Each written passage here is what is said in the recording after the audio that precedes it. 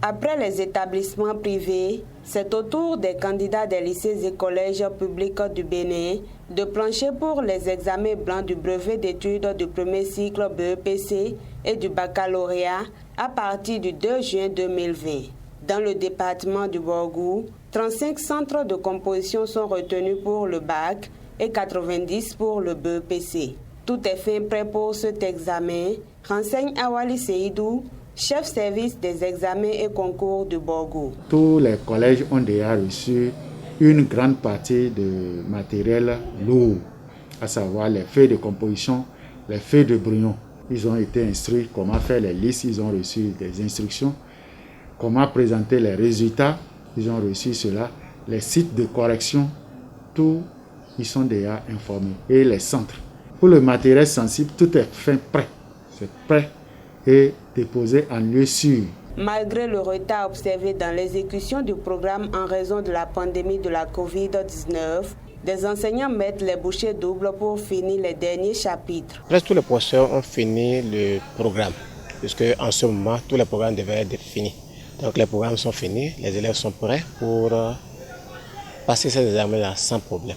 Nous avons programmé une séance pour encore réviser tout ce qu'il y a à réviser avant cet examen-là. Pas des cours de rattrapage, nous avons fait l'effort d'aller au moins à 90-95% du niveau d'exécution du programme à présent.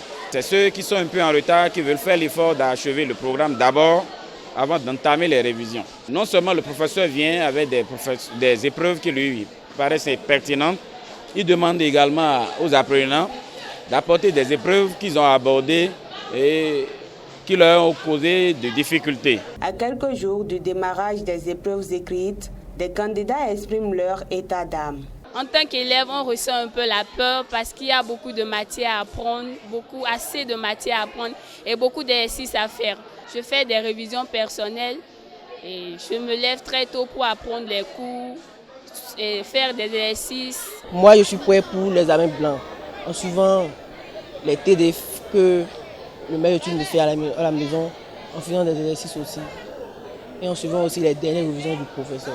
Bon, j'ai peur de la maths et de la physique, mais avec le temps, je veux mettre paquet pour pouvoir m'améliorer. J'ai un peu peur, je suis un peu stressée. Je ne sais pas à quoi je m'attends pour l'examen blanc et ensuite le vrai examen. J'ai quelques difficultés dans la matière de PCT et maths.